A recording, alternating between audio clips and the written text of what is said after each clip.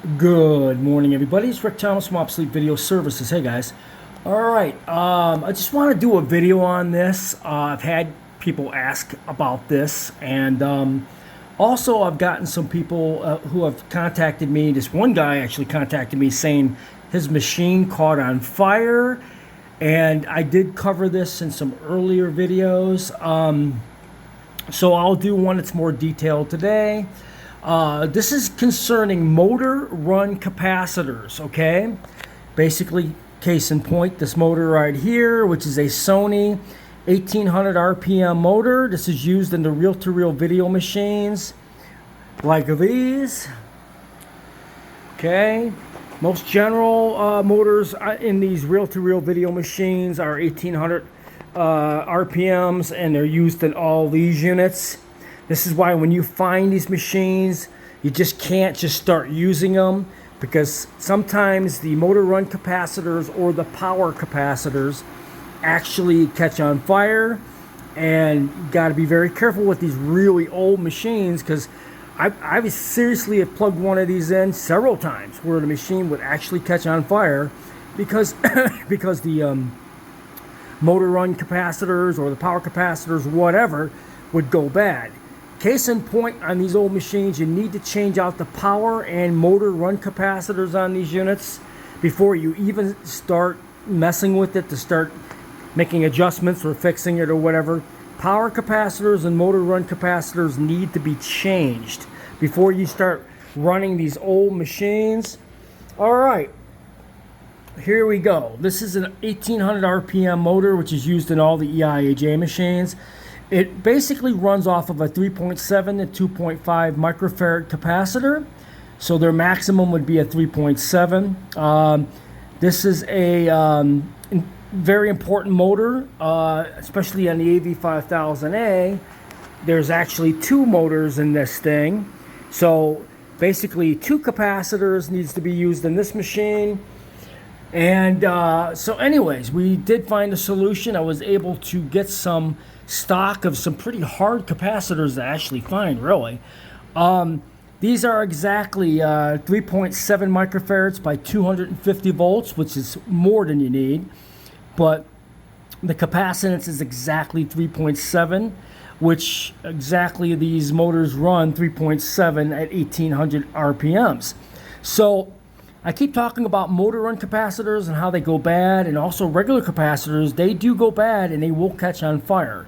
These machines have been sitting for decades, meaning everything inside of them is drying out. So when they dry out, if you plug them in and automatically just turn it on, most likely you will catch it on fire. I've seen this many, many times. They do catch on fire, guys. I've worked on a lot of these open reel-to-reel machines, especially these Ampexes from the 1960s, 66, 67. These did catch on fire before I restored these machines. I actually just turned them on to see if they would turn on, and these things started smoking so bad and they started fizzling so bad it wasn't even funny. So this is why we did a complete restoration on these machines, brand new, all brand new caps, brand new video heads, the works that are done on this particular machine. But these reel-to-reel machines, yes, you are going to have issues if the machines were in poor storage or been sitting for decades. If you just turn them on, most likely they will catch on fire. So case in point, you know, if you're going to get into this business, you need to know electronic repair and know what you're doing before you even get into the restoration business, because these machines all have to be completely repaired. You can't just use them, find them and just start using them. You will start having issues. If they don't catch on fire, they're not going to work very long, okay? But in case in point, on the AV5000A, there's 2 motors in here. As you can see how beautiful this thing's playing back. It's because I got all brand new capacitors in the power section and the motor run section, which runs this machine. It's a very, very important thing. And but anyways, we do have solutions to this. I do have a guy, I believe in Minnesota, who's going to be sending me an AV5000A that actually caught on fire.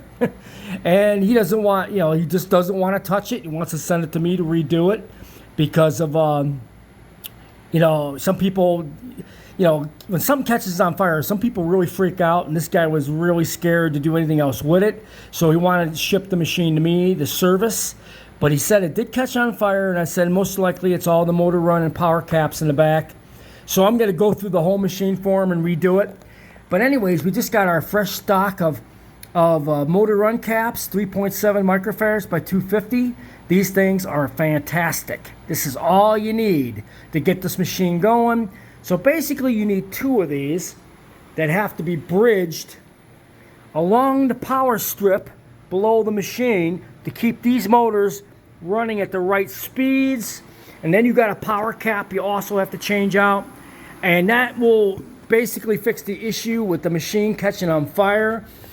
Basically, when you're dealing with high current capacitors with machines that are decades old, they will catch on fire. Sometimes they're so dried out they don't even turn on, and that type of thing. But these reel-to-reel video machines take these cans. They're like long can capacitors.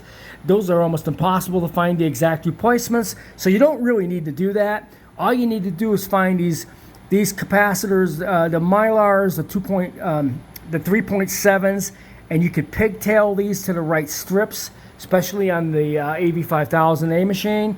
And it takes 2 of those, and basically it brings both motors up to the correct speeds, and it will maintain those speeds so you don't start having tape irregularities and slowing down and the machine catching on fire. I mean, your playbacks are going to be beautiful once you restore the motor run capacitors on that machine, and then also the power capacitors. But we just got in brand new motor run capacitors at the exact value that this machine calls for, which I've been looking for them for a little while and happened to come across, and I bought all this guy's stock.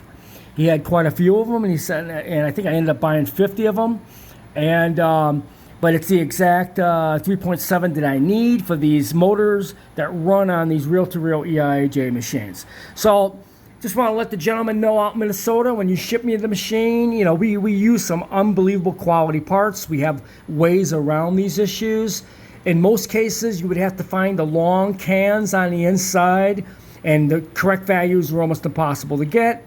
But you could always go with these substitutes, which are perfect matches for what you need, as long as you can get the right capacitance to keep these motors running perfectly on these reel-to-reel EIAJ machines. Hope you enjoy this video.